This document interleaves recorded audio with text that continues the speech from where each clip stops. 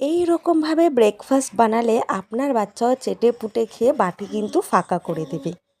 আমি আমার 7 মাসের বাচ্চাকে কিন্তু ঠিক এইভাবেই সকালে ব্রেকফাস্ট করে দিই, আর ও সেটা কিন্তু খুব আনন্দের সাথে খায়। চলুন তাহলে রেসিপিটা জেনে নেওয়া যাক। এখানে আমি প্রথমেই নিয়ে নিয়েছি 2 চামচ মতো সাবু। এখানে অবশ্যই ছোটো দানার সাবুটা ইউজ করতে হবে। সাবুগুলোকে আমি একটু জল দিয়ে ভিজিয়ে রেখে দেবো। অবশ্যই এটা রাত্রে ভিজিয়ে রাখলে খুবই ভালো হয়। আমি কিন্তু রাত্রেই ভিজিয়ে রেখেছি। তো সকালবেলায় ভালো করে ধুয়ে নিতে হবে। ধুয়ে নিয়ে এইভাবে একটা ম্যাশারের সাহায্যে খুব ভালো করে ম্যাশ করে নিতে হবে। ম্যাশ করার পর টেক্সচারটা কিন্তু ঠিক এই রকম দেখতে লাগবে। এরপর এখানে 1 কাপ মতো জল দিয়ে দিতে হবে। আমি এখানে কিন্তু ফুটিয়ে রাখা জলই দিয়েছি। আমি সবসময় আমার ছেলের জন্য কিন্তু জল ফুটিয়ে ছাঁকনি দিয়ে ছেঁকে তারপর সেটা ব্যবহার করি। ওর যত রকমের খাবার বানানো হয় সব কিন্তু ওই ফুটন্ত জল দিয়েই বানানো হয়।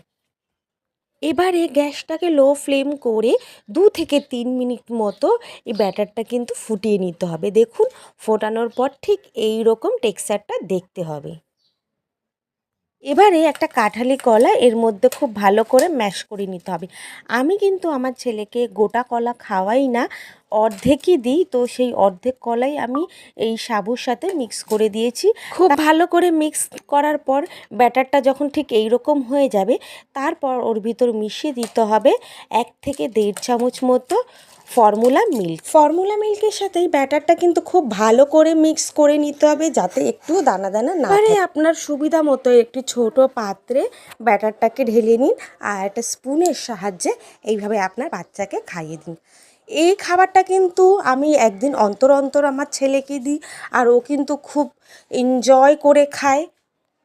আপনারাও চাইলে এইরকম করে কিন্তু আপনার বাচ্চাকে খাওয়াতে পারেন। এতে কিন্তু বাচ্চার কোনো রকম সমস্যা হয় না। আমি কিন্তু ওকে 6 মাসের পর থেকে এইভাবেই খাওয়াচ্ছি।